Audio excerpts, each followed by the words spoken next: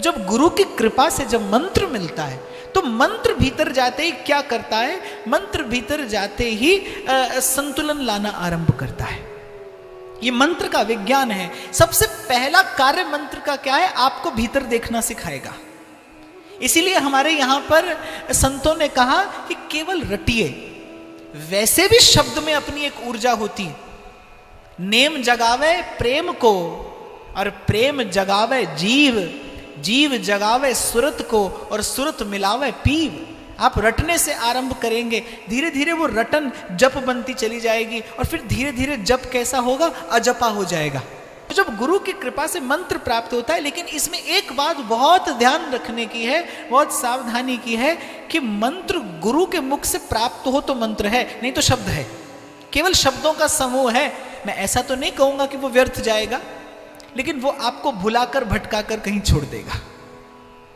और आपने जपा और आपकी स्मृति प्रगाढ़ होती गई कि आज इतना जपा, आज इतना जपा, अब तो हमने इतना जप कर लिया। एक बार मुझसे किसी ने कहा कि हमने सुना है इतने करोड़ नाम जप करने से भगवान का दर्शन होता है, तो क्या ठीक है?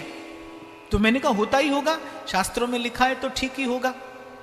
पर मैं इतना अवश्य आपको कह सकता हूं, यू नीड एन करेक्शन, कि इतना मंत्र जपने से भगवान का दर्शन हो सकता है, लेकिन इतना मंत्र जपने से भगवान से प्रेम हो जाए ऐसा कहीं नहीं लिखा। प्रेम तो गुरु की कृपा से होता है, प्रेम प्रेमी के अनुग्रह से होता है, भक्ति भक्त की कृपा से प्राप्त होती है, प्रसाद से मिलती है। भगवान तो दिख जाएंगे, पर देखकर क्या करोगे? देखकर करोगे क्या? दुर्योधन रोज ही देखता है भगवान को, और अर्जुन को तो द्वारिकाधीश की पीठ दिखती है, कौरव सेना को द्वारिकाधीश के मुखारविंद का दर्शन होता है। लेकिन होता क्या है, दुर्योधन जैसे ही श्री कृष्ण की ओर देखता है, ईर्ष्या आने लगती है मन में, दंभ आने लगता है मन में, कुढ़ने लगता है, भगवान की अवज्ञा अवहेलना करने लगता है। सन्मुख भी आ गए भगवान तो क्या पाया?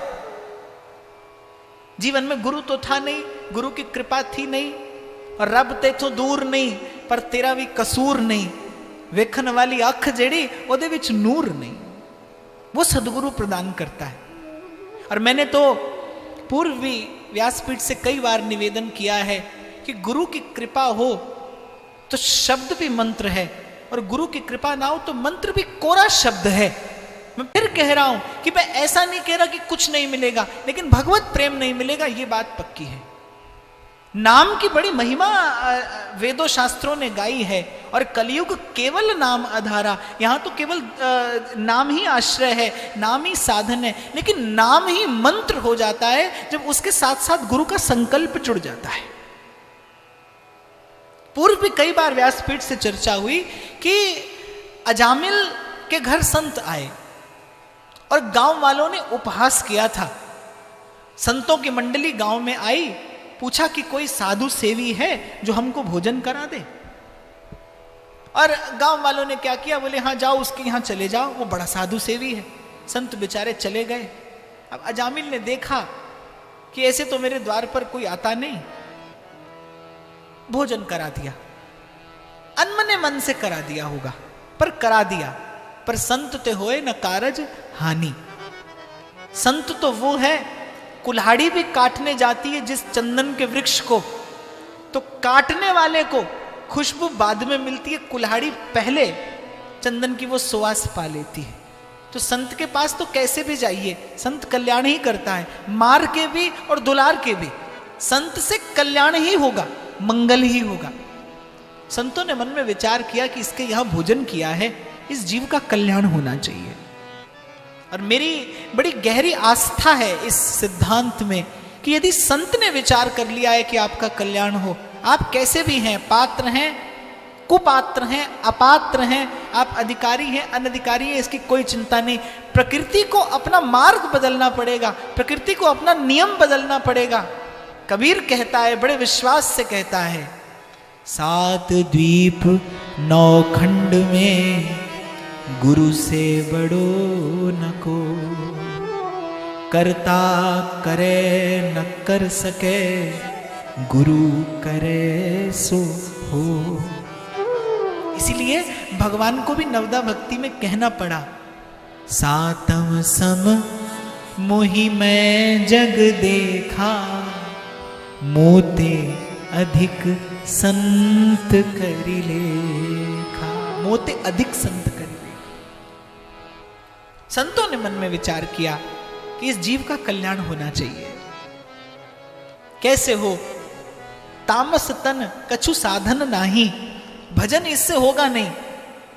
तो कोई ऐसी युक्ति बता दी जाए इसे जिसे सहज में भजन होने लगे। संत की उदारता देखिए, संत की कृपालुता देखिए। अनधिकारी जीव है, दर्शन करने योग्य नहीं है, न संभाष्य न दृश्याश्चय, फिर भी संत के मन में करुणा उपजती है। संत हृदय नवनीत समाना।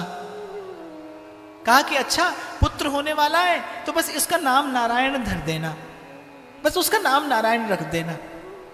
आसक्त जीव है, पुत्र में आसक्ति तो सहज स्वाभाविक होगी, उसके ब्याज से कम मुख से भगवान नाम का उच्चारण तो होगा।